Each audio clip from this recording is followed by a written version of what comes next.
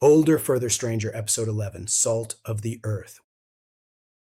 1. On the Kenyan flank of Mount Elgon, an extinct volcano straddling the Ugandan border, a cave runs 200 meters into the rock, and at night elephants walk into it. They go in single file, in the dark, along a path their families have used for generations.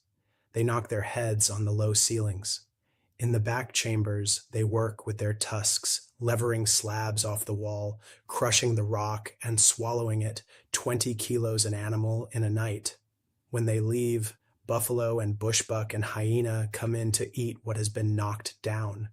The first Europeans to examine the walls found long parallel grooves scored across the rock face and concluded they were pick marks and that ancient Egyptians had been in here after gold or diamonds. It was not a foolish reading. Tool marks mean tools and tools mean people, and the alternative was not available to anyone who had not thought of it. The marks were tusks. A study published in 1987 established that the elephants have not merely visited the cave, but dug it over roughly the last 10,000 years, which makes them the largest living bioeroders of rock on Earth. There is a crevasse in the floor with the bones of young elephants at the bottom, animals that came in for the mineral and did not come out. What brings them is rain. Mount Elgon takes 3 times London's rainfall, and water moving down through soil carries sodium below the root zone and away. The vegetation on the slopes is poor in it, and an elephant processing 200 kilos of plant matter a day will still come up short because the deficit is in the ground. The plants grew in rather than in the quantity eaten. Elsewhere, the same shortage produces different answers. Mountain goats cross rock faces to reach a mineral seep. Moose feed on pondweed, which carries sodium that browse does not. Macaws gather by the hundred at Amazonian clay banks. What is inherited is the drive. What is learned is the place, the route, and the method, and those are taught, and they differ between populations of the same animal. Elephants on Elgon dig. Elephants elsewhere do not, because they do not have to. The cave is called Kitum, glossed as place of ceremonies, and there is some evidence that people used it too, for shelter and for gatherings. Membrane, the way a circuit uses a voltage. Every nerve impulse is a wave of sodium crossing that membrane. Every muscle contraction, including every beat of the heart, discharges the gradient and depends on it being there. Blood volume, and so blood pressure, is set by how much sodium the kidney holds back instead of passing into urine. Keeping the gradient up is among the largest standing energy costs in an animal. A substantial share of the calories burned at complete rest goes to pumps in cell walls doing nothing else. Nothing substitutes for it, no organism makes it, and it leaves continuously in urine and sweat and tears and any open wound. Someone working in heat can lose several grams through the skin in a day. In most places, this is invisible because plants take sodium from soil and animals take it from plants, and the requirement is met without anyone thinking about it. It becomes visible in 2 situations: where rain has stripped the sodium out of the soil, which is Mount Elgon and much of the wet tropics, and where a diet moves off animal tissue, because blood and organs are where the sodium in an animal actually is. When it does become visible, the response is specific. Sodium is close to unique among nutrients in having its own detection machinery and its own appetite. A few hundred cells in the brainstem of a mouse, on the order of 1,000 in a human, register the hormonal signal of shortage and turn it into salt-directed behavior. They were identified in the human brainstem in 2024, in the same position and among the same neighbors as in rats and pigs. A depleted animal will drink brine at concentrations it rejects when replete. That is a drive on the order of thirst rather than a preference, and it switches off the moment drinking starts. Well before any sodium reaches the blood, the circuit is counting mouthfuls, which is the right design for an animal that is exposed the entire time it stands at a lick. Other deficiencies do not work like this. Iron deficiency produces pica in about half of anemic patients, most characteristically a craving for ice. Dramatic behavior, but not aimed at iron, since ice contains none, and clay and laundry starch actively block absorption. Scurvy produces lethargy and irritability with no craving attached. Salt hunger is pointed at salt. So the interest is not a cultural development. It arrived with the mammals. 3. The oldest salt works anyone has found is a heap of ash on a hillside in Neaps County, in the wooded northeast of Romania.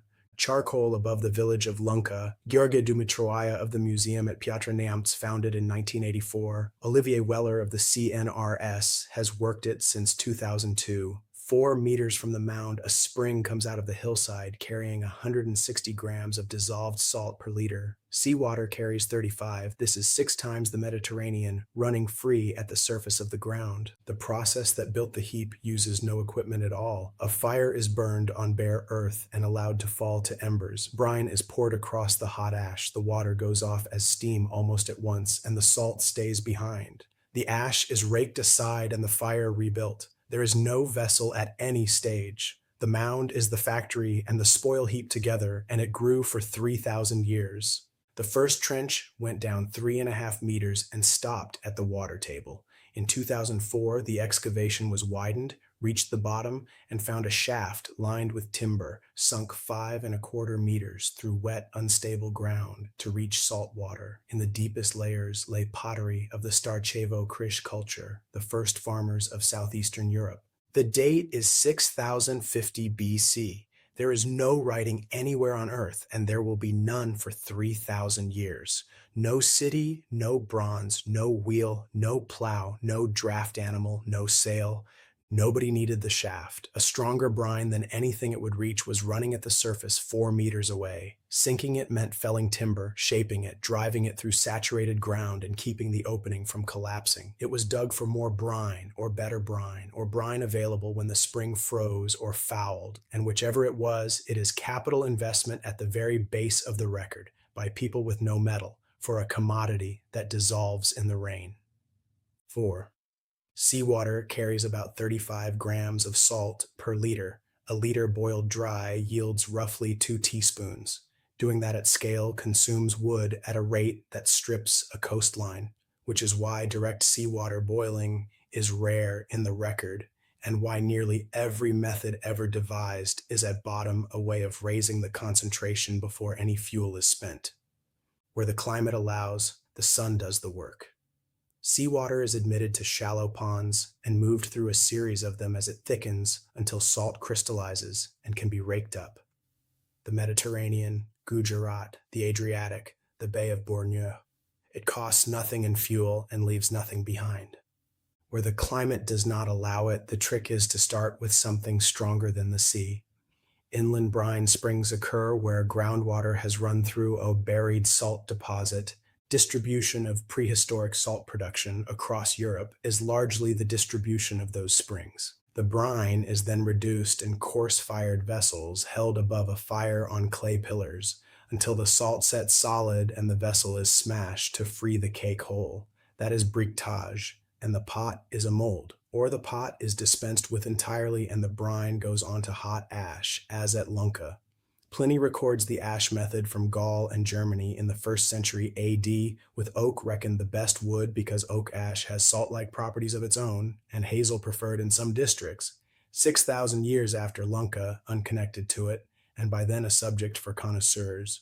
Along cold, wet coasts, the concentrating is done by seaweed. Fronds are spread and dried until salt crystallizes on their surfaces. The crystals are rinsed off into seawater to make a brine far stronger than the sea, and only that goes in the pot. The late Jomon of Japan were doing this by around 1500 BC. A cruder version burns the dried weed and leaches the ash, and the same principle turns up in Ireland, in the northern Netherlands, where eelgrass was burned in pits once the peat ran out, and in the Scottish Western Isles, where burnt seaware ash was still curing meat and fish at the end of the 17th century. Where saline earth accumulates, the earth is the ore. It is dug, flushed with water to dissolve the salt out, and the brine boiled. At Cabiro on Lake Albert, the spent earth was spread back onto garden plots so the ground would resaturate and could be worked again the following season, which is a salt field farmed rather than mined. Funnel-shaped suspended filters for the leaching step appear across Sudan, Malawi, Tanzania, and South Africa, arrived at independently. And then the method almost nobody now knows about. Certain plants concentrate minerals in their tissue, burn them, pour water through the ash, boil down the filtrate, and a salt is left. The plant does the gathering and the fire only releases it. No spring, no seam, and no coast is needed, which is why plant salt appears in continental interiors where none of the standard sources exist, across the Congo Basin, among the Witoto of Amazonia, among the Baruya of Highland New Guinea, who burned a cultivated cane for it. Communities in something like 16 countries have produced it. There is a complication in the plant salts. A study of 4 vegetable salts from Chad, maize stem, sorghum stem, papaya trunk, and the marsh plant Hygrophila auriculata, found all 4 rich in potassium and poor in sodium. Overwhelmingly so. Plant ash salt is largely potassium chloride and carbonate. It tastes correct because it strikes the same receptors. It is a diuretic, and it makes a sodium deficit worse rather than better. The people making it were not fooled, and the evidence is economic rather than chemical. Across the Sahel, communities producing perfectly good ash salt at home paid hard prices for mineral salt. Where a salt bed lies at the surface, all of this disappears. The slab is cut and tied to a camel, 2 to an animal, up to 90 kilograms in the caravans out of Bilma and Taodeni. Where the bed lies deep, it is mined. And in Sichuan, the brine was drilled for wells from around 220 BC, percussion drilling with a weighted bit on a bamboo cable by 1035, and in 1835 the Shenhai well past 1,000 meters, the deepest borehole on Earth at that date, sunk for salt water using bamboo. The drillers struck natural gas and burned the gas to boil the brine, so the works fueled itself out of its own hole. Every one of these solves the same equation in which the terms are the strength of the source, the price of fuel, and the reliability of the sun. The distribution of techniques is a map of climates rather than of cultures. The Jomon and the Iron Age salt makers of Lorraine had no contact and no common ancestry, and arrived at closely comparable apparatus because they had the same weather. Populations 100 miles apart across a mountain range speaking related languages and burying their dead identically made salt by methods with nothing in common. 5. The account that grew up around the Lunka date is in nearly every popular treatment of the subject. Hunters ate meat, and meat contained sodium, so hunters had no salt problem and no salt technology. Farming arrived, people ate grain, grain contains almost none, and to close the gap, they invented the salt industry. Starchevo Krish pottery in the bottom of the mound, the first farmers, right on cue. The premise does not survive contact with the numbers. An adult needs roughly 1.5 grams of sodium a day, more in heat, considerably more under hard labor.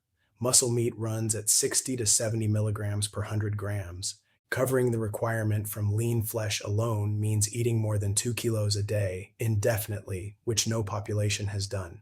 The sodium in an animal is mostly somewhere else, in the blood, at about 140 millimoles per liter of plasma, in the liver and kidneys, in the fluid between the muscle fibers.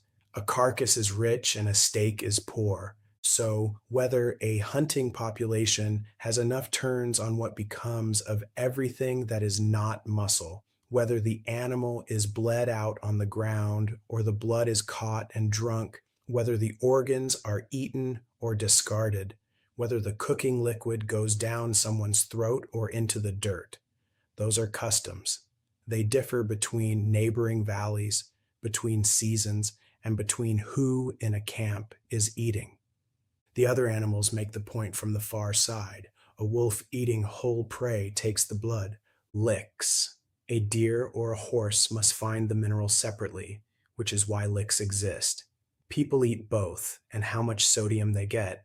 The wolf's way depends on the proportion of animal food, and on how completely each animal is used. Farming moved a great many people toward the plant end of a range, across which people had always been spread.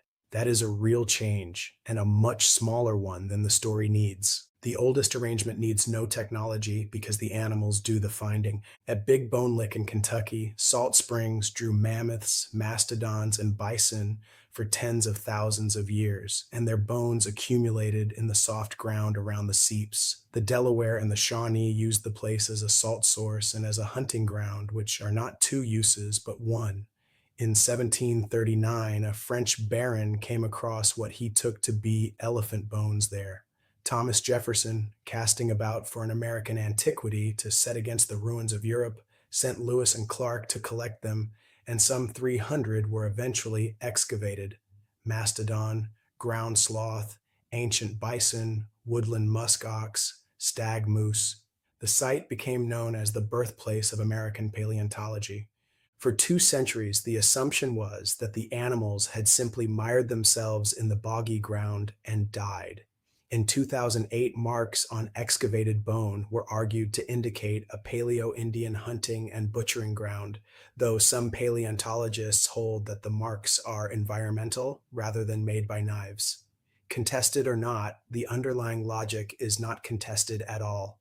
A lick is a place where large animals reliably appear, and a hunter does not need a theory of electrolyte balance to work out that this is a good place to stand. 6. The larger problem with the story is that the evidence supporting it could not have shown anything else. Sodium chloride dissolves completely in water. It cannot be radiocarbon dated, it leaves no mineral trace in a deposit, and rain removes it. Every date in this subject exists because something burned and the charcoal was dated. The salt is inferred. For most of the history of the discipline, this meant the visible archaeology of salt was the archaeology of one method. Bricotage is pottery made in order to be destroyed, and it carpets salt sites from Belize to Bulgaria to the North German plain. Unmistakable, abundant, and immediately diagnostic to anyone who knew what to look for. It belongs to people who make pots, stay in one place long enough to burn substantial wood repeatedly on the same ground, and are boiling rather than evaporating, if bricotage was the only. Saline spring carrying home a lump of rock salt, burning a plant and leaching the ash, or rubbing a fish and hanging it in the wind, would register as nothing at all. An archaeologist standing on ground where those things were done every season for 10,000 years would be standing in an apparently empty field. That is no longer entirely true, and the exception is recent and worth taking seriously because it is the reason this episode can be made. No single indirect method is reliable on its own. Pollen shows a saline landscape without distinguishing a marsh. Nobody visited from one worked every spring for 4 millennia. Sediment chemistry works only where an industry sat in one place long enough to leave a signal something else can be measured against. The workaround at Zhongba on the Yangtze reads the elements sodium leaves behind, calcium and magnesium rising as it falls, and has recovered something like 21 production peaks since 3000 BC, but that method would find nothing at a spring where somebody filled a skin and left. Bone carries no dietary sodium signal comparable to the one for marine protein or maize. What changes the picture is combining several weak signals at once on a site where nobody expected to find an industry at all. That is not a proxy for salt. It is a case built out of everything else. Animal bone, plant remains, phytoliths, lipid residues from pottery, and dental calculus, which does preserve dietary evidence, even though it cannot preserve the sodium chloride itself. Put together, on the right site, that combination is strong enough to identify a salt industry with no bricotage in it whatsoever, and it has now been done at least once. The 6050 BC horizon at Lunka is not a ceramic threshold. The site involves no pottery in the process, so much as an accumulation threshold. The point at which the same thing was done in the same place often enough and long enough to leave a heap that a single trench could find. What has changed since is the ability to find production that never left a heap. Where anyone has looked properly with the Fuller method, foragers turn up making salt. At Khor Shambat and Al-Khideh on the White Nile in central Sudan, Middle Mesolithic structures of the 7th millennium BC produced what their excavators, publishing in 2018, describe as the earliest robust evidence for fish salting anywhere in the world. No salt survives, so the case was assembled sideways from animal bone, plant remains, phytoliths, calculus scraped off the teeth of the dead, and lipid residues from about 100 sherds. Residue analysis shows the pots were used mainly for plant foods, wild grasses and sedges and leafy things, while the fish that filled the deposits were not being cooked in them at all. The fish were going somewhere else and being handled some other way. Surplus permitted exchange when the river fell. Preservation, sedentism, and trade arriving together 1,000 years before the first ash was tipped onto the mound at Lunca, with the salt upstream of the settling rather than downstream of it. 5,000 years later, and on the other side of the world, pottery made for salt and nothing else appears in the late Jomon of Japan around 1500 BC in two production regions, Matsushima Bay and the Kanto. At the Hodo site, 70% of the recovered pottery is saltware. These were marine, sedentary, ceramic, socially elaborate foragers running the seaweed concentration method, which is a fuel economy technique European salt makers took thousands of years to reach independently. The Japanese sequence also contains the most direct test available anywhere. Jomon's salt production carried on in northern Japan into the middle Yayoi. That is, it continued in the region that had not taken up agriculture, while rice farming spread through the west, with no evident transfer of technique between the two and no trace of salt moving between them. Kawashima's conclusion is that on the Japanese evidence, the assumption that salt demand rises with farming is controversial. The industry stayed with the foragers. Two forager societies examined closely enough to test the question, and two salt industries. One of them the earliest fish salting known. Below the Holocene, there is no direct evidence of salt procurement anywhere, and the silence cannot be read either way, since whatever would hide forager salt making hides its absence equally well. 7. By 5500 BC, there is a factory in the modern sense, and it is walled. Provadia Solnitsata in Bulgaria, excavated by Vasil Nikolov since 2005, begins at 25 kilograms of salt per firing and reaches 4 to 5,000 kilograms per firing by 4,700 to 4,500 BC. Around the operation stands a stone wall 4 meters high and 3 thick, enclosing 13 hectares and perhaps 350 people. Fortification on that scale, at that date, is not ordinary.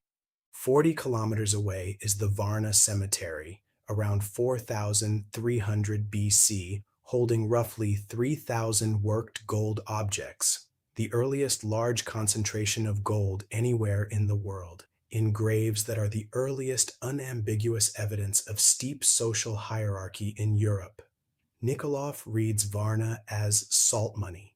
The correlation in time and space is strong. The provenance link has never been demonstrated. Both of those are true and neither cancels the other. From there, the sequence spreads, and every stop on it is a variation on the fuel problem. And sun would do the first half of the evaporation before anything was burned. A site found not by excavation, but by coring lake sediments and noticing charcoal, an industry detected as pollution. At Street House in Loftus, Yorkshire, Steve Sherlock's excavation put British production at 3,800 BC and moved the national starting date back 2,000 years in a single season. In the third millennium, around the lagoons at Villa Fafila in Zamora, Copper and Bronze Age communities were boiling brine, with recent work proposing plant fiber baskets for the crystallization stage, which, if correct, adds an entire class of technology that would leave nothing behind. On the Velebit coast of the Adriatic, a distinct trough technique has been identified, neither solar evaporation nor briquetage, taking the recognized repertoire of prehistoric European methods from 2 to 3. The number of known methods rises whenever somebody looks. 8. Europe holds the oldest dates and holds it for reasons that have nothing to do with Europe having more salt. Lunca at 6,050 BC, Provadia by 5,500, the Jura around 4,000, Street House at 3,800, the Zamora lagoons in the third millennium. China's record looks younger and is younger mostly on paper. Observable salt production in the Ganjing Valley of the Three Gorges may begin at Zhongba around 2,500 BC, with pointed bottom vats dominating by roughly 2000 to 1750 BC and continuing for over 2 millennia, while the unequivocal chemistry, X ray fluorescence, X ray diffraction, and electron microscopy on the ceramics and the soils demonstrates salt as the primary product in the first millennium BC. This is also a moving target. In June 2026, the National Cultural Heritage Administration announced 4 new sites, among them coastal sea salt works in Zhejiang, Jiangsu, and Shandong that push Chinese sea salt back to around 4,800 years ago, and a 10-meter deep well salt sequence at Zhongbao in Chongqing with a Warring States dragon kiln. Lake Yuncheng in Shaanxi is repeatedly given as the site of the earliest saltern in the world, a saltern being simply a place where salt is made, whether a set of evaporation ponds or a shed with a fire in it, at 6000 BC. That figure circulates very widely and is not tied to a published excavation the way Lunka is. It may well be right. It is currently a claim rather than a finding. Japan, pottery made specifically for salt from around 1500 BC on the Pacific coast, with no agriculture. Mesoamerica runs later because pottery runs later. Saline springs in the ordinary, and salt making was probably among the most widespread regional specializations of the period. The Yucatan solar works run from the late formative, roughly 300 BC to AD 300. The Maya household operations at Paynes Creek are classic period AD 250 to 900. Africa is later still in the excavated record, which is a statement about field work rather than about Africa. Kibiro and Uvinza are Iron Age and medieval. The vegetable salt traditions of the Congo Basin and the Sahel are ethnographically enormous and archaeologically almost nil. South Asia is the real whole. There is no comparable body of excavated prehistoric salt production evidence from the subcontinent, which is not because the Indus and its successors had no salt. Then the comparison that puts all of it in proportion. Writing appears in Mesopotamia and Egypt around 3200 BC. Salt in cuneiform, MUN in Sumerian, Tabtu in Akkadian, belongs to the administrative record of the 3rd millennium, and natron is being used for Egyptian mummification in glass by about 2500 BC. All of it real, detailed, and bureaucratic, and all of it roughly 3,000 years younger than the ash heap at Lunka. Every date in that list is provisional, and there is direct evidence for saying so rather than a suspicion. Streethouse moved the British date back 2,000 years in one season. A radiocarbon date on a building post at Jyi Na pushed back the earliest salt making at Paynes Creek and turned up a different technology from its neighbors. The Chinese sea salt date moved this summer. The European repertoire went from 2 methods to 3 with the Velebit trough, and the earliest fish salting known anywhere turned up in Sudan the first time anyone put the full analytical battery to a forager site. None of those was new salt appearing, all of them were new looking, which is also why the list leans on Europe. Europe is where fire was necessary. Cool, wet, cloudy, wooded country where the sun will not dry a pan, so every batch leaves ash and broken pottery, and where 2 centuries of well-funded excavation have concentrated. Those 2 facts compound. 9. In 1734, miners working the salt seam under the mountain at Hallstatt in the Austrian Alps broke into a gallery nobody had entered for 2,000 years and found a man lying in it. He was not a skeleton, he had skin and hair. He was dressed, the clothes were intact, and the leather had not perished. A roof had come down on him around the 4th century BC, and the salt had held him in the position in which he died. The miners of 1734 had no coined for another century, so they carried him out and buried him in consecrated ground in the churchyard, and he has never been found since. He was preserved by the substance he died extracting. Salt kills the organisms that consume a corpse and takes away the water they need to work. It does to a man what it does to a ham. This is what makes salt archaeology unlike the archaeology of anything else. Nearly everything people have ever made is gone: the wood, the cloth, the leather, the rope, the food, the bodies. And archaeologists spend careers reconstructing that vanished majority from potsherds and stone. Salt mines do not have this problem. Salt mines keep everything. Hallstatt has produced from 3,000 years of working a wooden staircase dated by dendrochronology to 1344 BC, understood well enough that when the excavators built a replica, the tread spacing proved correct. Leather shoes in adult and child sizes, fur caps, some 700 fragments of textile, thousands of burnt pine splints, wooden shovels, bronze picks with the handles still attached, the sacks the salt was carried in, and the preserved excrement of the people who carried them, from which their diet and their intestinal parasites have been read. The sacks are the surprise. Karina Gromer has spent 2 decades on the Hallstatt textiles, and her analysis of the Bronze Age carrying bags found reinforced seams and buttonhole stitched edges, purpose-built for the abrasion and the weight, rather than repurposed from clothing, with straps distributing 30-kilogram blocks across hips and shoulders. Somewhere above ground, a textile industry existed for no reason other than keeping the mine in bags. The Iron Age textiles are the inverse: fine garments torn into strips for ties, padding, and cleaning cloths, which tracks a change in how the salt was being cut. Light came from pine splints, and the salt-saturated air kept them from burning too fast. The torches also ran the clock. When a torch went out, the task ended and the crew rotated. Hans Reschreiter's team reconstructed the system from the distribution of soot on the tunnel walls and the spacing of dropped torch fragments, which is a shift pattern recovered from smudges, and which required somebody at the surface keeping time with somebody underground.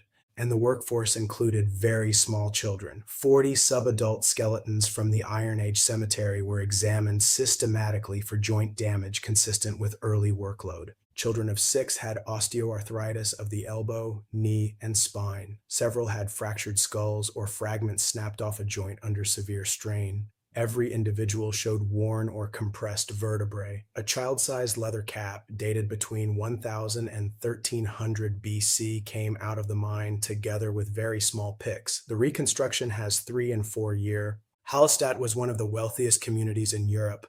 Reich im Grab, rich in the grave. At Cherabad in northwestern Iran, the method was chamber and pillar, cutting out rooms and leaving columns of salt standing to hold the roof, with no wooden props found. In January 1994, miners cutting salt came across a human head. The hair and beard were reddish, and the pierced ear still held its gold earring. Nearby lay a leather boot with part of the leg and foot still inside, 3 iron knives, a woolen half trouser, a silver needle, a sling, a grindstone, and a walnut. 5 more bodies have come out since, with hair, flesh, bone, and in some cases stomachs and colons intact. Mining began in the 5th century BC, and around 400 BC, a series of roof falls killed a number of men who stayed where they lay for 2,500 years inside the material they had come to extract. One carried tapeworm eggs, which means undercooked meat, and which is the earliest evidence of intestinal parasites from Iran. The head of the first man is in the National Museum in Tehran. Cracks have appeared in the display case with changes in temperature and pressure. 10. Fuel is the constraint that shapes everything above ground. Along the Elbe floodplain in Saxony-Anhalt, archaeologists keep finding briquetage in a landscape that contains no salt whatsoever. At Prattau, opposite Wittenberg, an early Iron Age pit produced 11 complete cylindrical columns together with fragments of the crucibles they supported, a combination which Frank Besener and Torsten Schunke of the State Heritage Office note is nearly unique for the region. More has come from Koswig and Zerbst. The explanation on offer is that they were moving the brine rather than the salt, that centuries of intensive boiling around Halle had eaten the local woodland while the floodplain still had trees, so the water went downstream by raft or boat to be boiled where the fuel was. It inverts the obvious arrangement. Brine is heavy and salt is light. And the sensible thing is to boil at the spring and ship the product. Here, the industry walked away from the spring and went looking for firewood, dragging the water behind it. It remains a proposal rather than a demonstration, but if it holds, the scarce commodity was not the salt.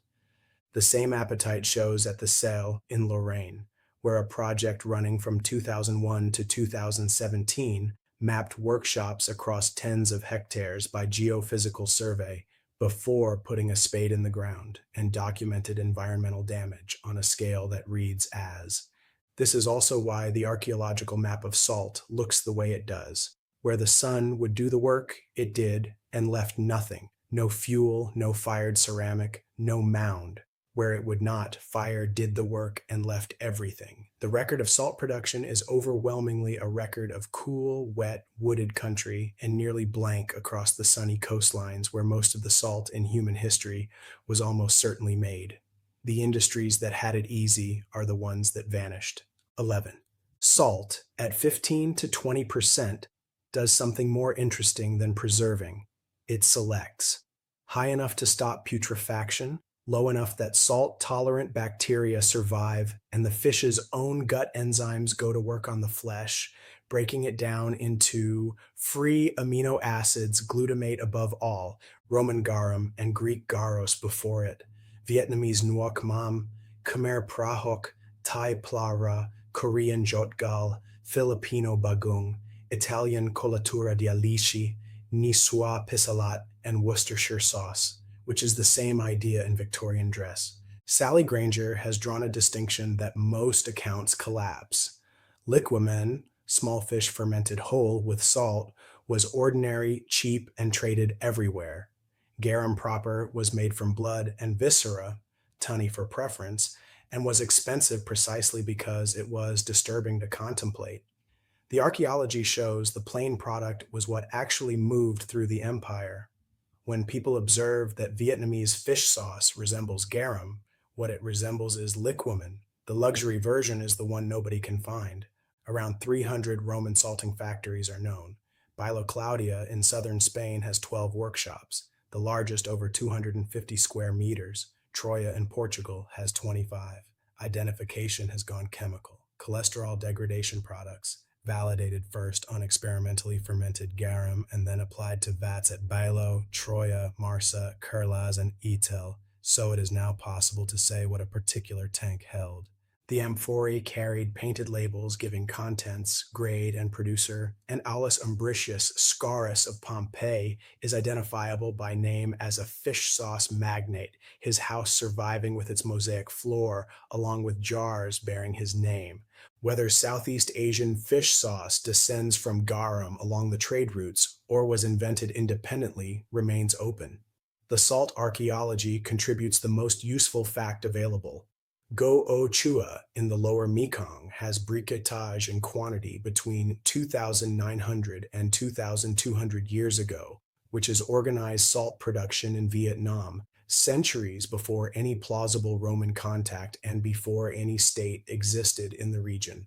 On the Korat Plateau in Hayam, Manabu Nida and Michelle Yankowski's Ethnoarchaeology Among Present-Day Producers. Whatever happened to the recipe, the industry that supplies it is local and older, which turns an unanswerable question about who invented fish sauce into an answerable one, about whether an existing salt industry acquired a new product or always had one. The ceramics could settle it. The cholesterol method that identified garum in Iberian vats has never been run on Mekong or Korat sherds.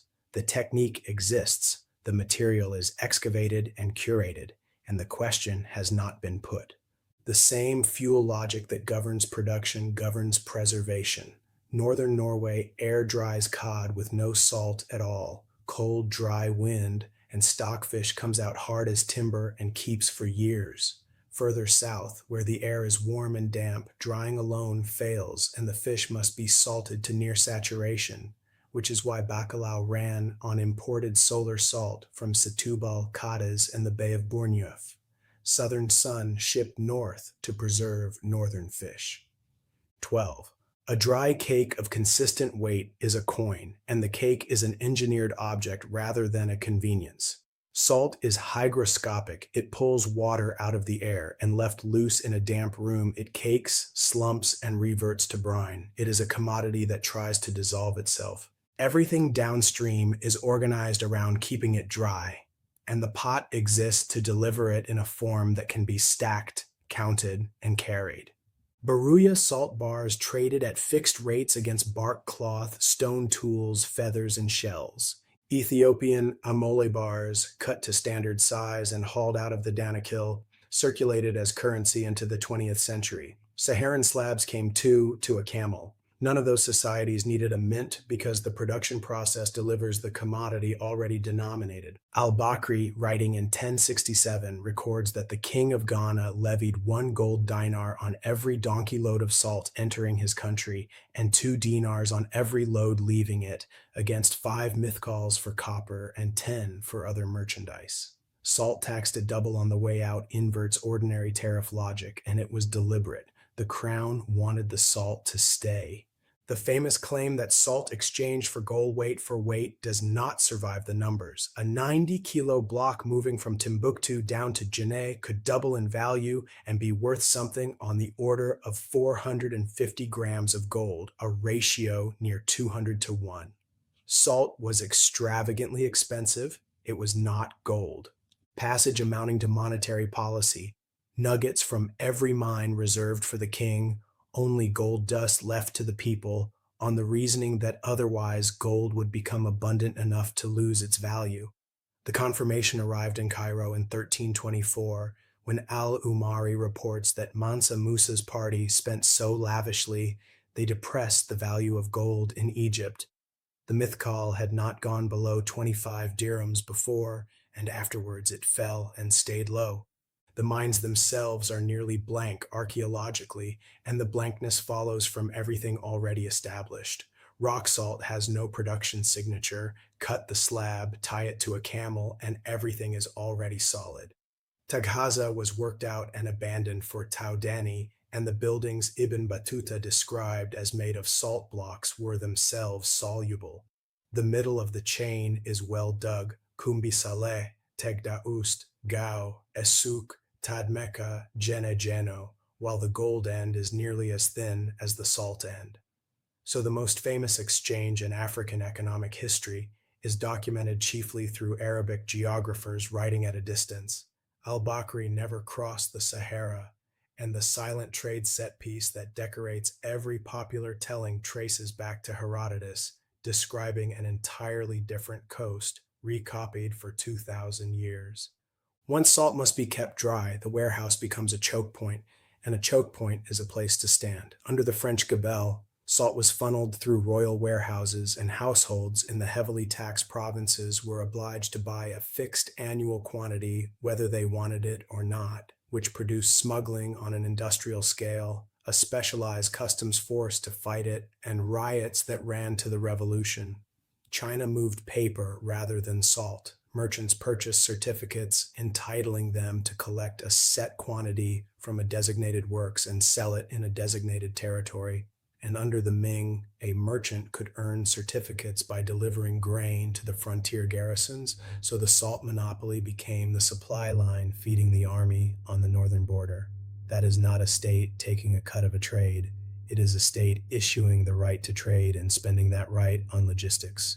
Behind it stands a much older documentary tradition. Salt was issued in leather bags against ration lists in Mesopotamia in an administrative line running down to Seleucia on the Tigris, where excavation produced more than 30,000 seal impressions from around 6,200 distinct seals, the majority of them stamps of the salt tax department. An entire bureaucracy of salt surviving as clay. The salt is gone, the paperwork is not, and the roads follow the same logic. The Via Salaria ran from Rome to the Adriatic and is called the Salt Road because that is what moved on it. The Alte Salzstrasse ran from the brine springs at Lüneburg to Lübeck, and from Lübeck the salt went to the Scanian herring fishery in the Öresund, where enormous seasonal catches were salted down and distributed across Catholic Europe for fast days. Lüneburg's brine, Scania's herring, the Hanseatic fleet, and observance being kept several hundred miles away. 13. And then there is Payne's Creek, where none of it happened. Heather McKillop and Corey Sills have spent 4 seasons excavating salt works submerged in a mangrove lagoon in southern Belize, where more than 4,000 wooden posts have been mapped. The first classic Maya wooden architecture ever found, preserved because the sea rose over it.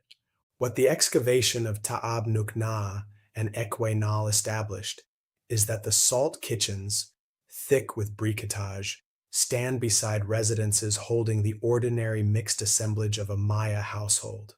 The people who made the salt lived there. Brine was boiled in pots over slow fires inside the buildings, and the pots broken open to release the cake, a practice still recorded in highland Guatemala.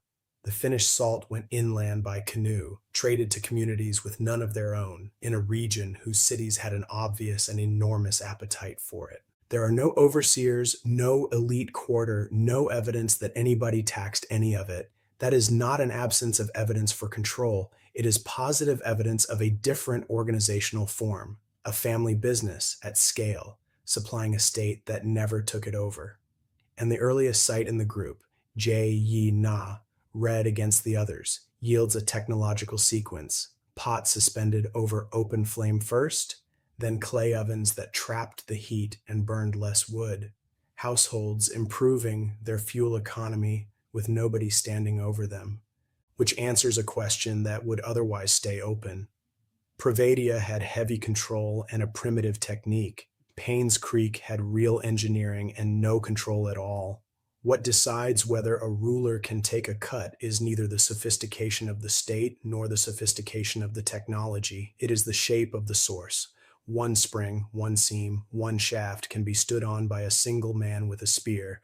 A coastline worked by scattered households cannot be stood on by anyone, unless a state manufactures an artificial choke point downstream, which is precisely what a warehouse is.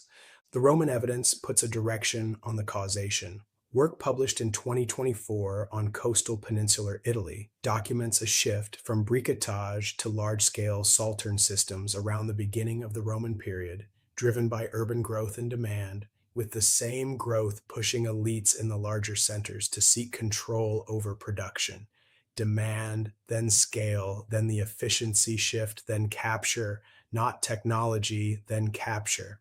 At Kibiro, the same functions arrive under a kingdom without a factory. Salt made by women. Kana's excavation established as the best evidence case anywhere of salt production, underwriting the rise of a state. It is cited a fraction as often as Varna, where the same claim is much weaker. And the Baruya show every function of a salt bureaucracy, with no bureaucracy present. Maurice Godelier studied them between 1967 and 1988. Bars traded at fixed rates along established routes, the salt maker holding one of 3 ranked statuses alongside the shaman and the great warrior, the knowledge inherited and technical and magical in the same breath, and opening a trade partnership with a neighboring group dangerous and formally undertaken. No state, no market in the modern sense, no class system, and a standardized product, a restricted specialism, a ritual license, a broker, and a fixed rate of exchange. Nearly everything a tax office does, minus the office. 14. In southern Iraq, salt arrives uninvited. In 1958, Thorkild Jacobson and Robert Adams published Salt and Silt in Ancient Mesopotamian Agriculture in Science, arguing that irrigation without drainage drew salts up into the root zone of the fields, that yields declined, and that the documented shift from wheat to barley tolerates salt better, tracks the damage. The thesis has been contested ever since, Marvin Powell's critique of 1985 in particular.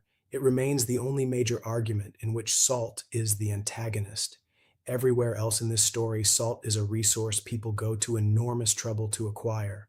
In southern Mesopotamia, it comes up through the ground in the irrigation water and takes the fields away. The same civilization kept the most elaborate salt administration in the ancient world, and, in its own kitchens, barely used the stuff. three cuneiform tablets in the Yale Babylonian collection, none later than about 1730 BC, with a Neo-Babylonian fourth, carry roughly 35 recipes. One tablet alone holds 25 stews, 21 of meat and 4 of vegetables, with no quantities given. They sat misfiled as medical texts for decades. Mary Hussey identified them correctly in the 1940s and was not believed. Jean Bottero translated them. Gojko Barjamovich's team at Harvard and Yale eventually cooked them and found a cuisine running on fats and oils, on alliums, on blood used as a thickener, with salt applied sparingly. Blood as a thickener, in a state with a salt surplus and a salt bureaucracy. The sodium was arriving by another route entirely. The story about the tusk marks at Kedum is the shape of the whole subject, and it is worth returning to at the end rather than only at the start. The marks were obvious. Everyone who looked at them saw the same thing, and the thing they saw was wrong, and it stayed wrong for the better part of a century because the correct explanation required someone to imagine an elephant with a reason to dig. Salt has done this to the record again and again, an ash heap that reads as a Neolithic invention and is really a threshold in scale, a hunting story that reads as proof foragers had no need of the mineral, and is really proof they solved the need by other means, a gold for salt exchange that reads as a fair trade between equals and is really evidence of a currency deliberately made scarce. In each case, the obvious reading was available to anyone, and the correct one required somebody to go back and check. The checking is still happening in both directions. Iodine went into American salt in 1924, and goitre began disappearing from populations that had lived with it for millennia, proof that the oldest trade network in the world could still be repurposed for something nobody who dug the first brine spring could have imagined. And the same appetite that walked elephants into a mountain in the dark now meets a food supply engineered to trigger it faster than the body can register, having been fed. Which is not a failure of the appetite. It is working exactly as built for a world that stopped matching the one it was built for only very recently. None of which was foreseeable from the ash heap in Nîmes County or from the elephants that came before it. What both leave behind is only ever the residue of the wanting, never the want itself. And the discipline's whole task has been to read the residue honestly enough to stop mistaking the shape of the evidence for the shape of the past. In 1992, a retired gardener named Eric Laws walked into a field near Hoxton in Suffolk with a metal detector, looking for a friend's lost hammer.